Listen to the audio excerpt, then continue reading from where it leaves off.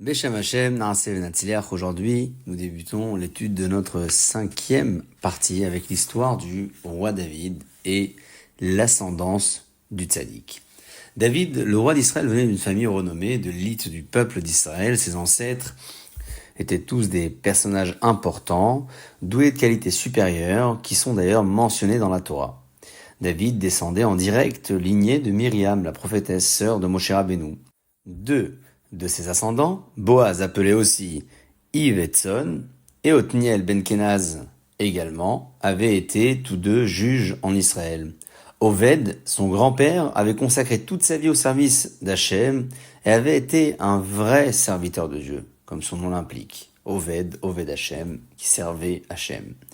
Le père de David, Ishaï, était l'une des plus grandes personnalités de l'époque et l'un des 4 hommes au monde qui ne commirent aucun péché depuis leur naissance jusqu'à leur dernier jour sur terre, ainsi nous disent les sages du Talmud. Si ce n'était pour le péché d'Adam Arishon, Adam, qui rendit tous les hommes mortels, Ishaï aurait vécu éternellement. À la fin des temps, il sera l'un des 8 princes qui régneront sur le monde. Avant que son âme descende ici-bas, Hachem n'avait accordé que 3 heures de vie à David. Mais Adam Arishon lui céda une partie de ses années. Lorsqu'Hachem montra à celui-ci toutes les générations futures qui descendraient de lui, il vit que David devait naître et mourir aussitôt. Adam demanda alors à Hachem de prendre 70 ans de sa vie à lui et de les donner à David. À sa requête aussi, Hachem doux à David d'une âme spéciale. Du palais de la musique, Hachem prit le gazouillis des oiseaux, le bruissement du vent dans les branches d'arbres, le ruissellement des sources d'eau limpide, le chant de bonheur de tous ceux qui remercient Hachem de son secours. Avec tout ceci, Hachem forma une âme toute spéciale, celle du doux chanteur d'Israël, le roi David.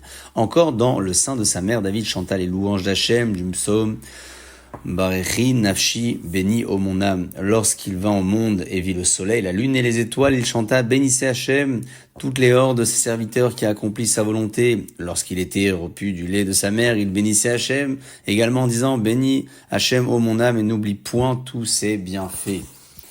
David se distingua dès sa jeunesse par sa beauté, son intelligence et son bon cœur. Pourtant, ses frères ne l'aimaient pas et évitaient sa compagnie. Sans amis ni famille, David restait toujours isolé et gardait les troupeaux de son père, au loin dans des endroits inhabités. Il s'occupait de chacun de ses moutons avec beaucoup de tendresse et de pitié.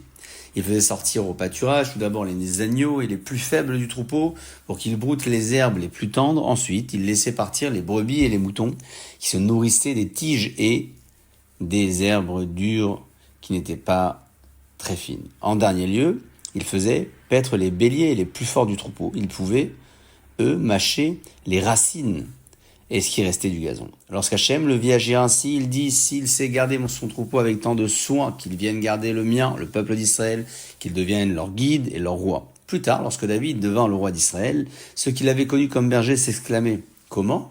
Il était un simple berger, le voilà roi? Et David lui-même continuait, vous êtes étonné? Moi, je le suis encore plus que vous. Je me demande bien par quel mérite je suis monté sur le trône. Une voix céleste faisait alors entendre, en disant, c'est Hachem qui l'a voulu. C'est toi qui as été choisi pour régner sur le peuple d'Israël.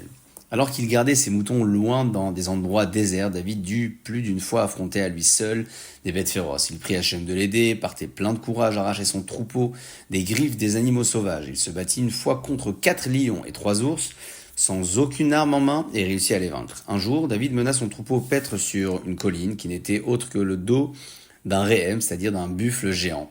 La bête était accroupie, et David, qui n'avait pas remarqué sa tête et ses cornes, pensait qu'il grimpait sur une colline. Soudain, le buffle se réveilla et se redressa avec David sur le dos. Celui-ci se retrouva alors dangereusement haut, presque au ciel, et se mit aussitôt à implorer Hachem, maître du monde, fais-moi descendre de ce monstre, et je te construirai un temple de 100 coudées, c'est-à-dire de 50 mètres, aussi haut que les cornes de cette bête. Hachem écouta la prière de son bien-aimé et fit surgir un lion menaçant. Lorsque le buffle le vit, il s'inclina et s'accroupit. David en profita pour descendre lestement de son dos. Une fois à terre, il était heureux de ne plus être si haut, mais il se retrouvait à présent face à face avec un lion.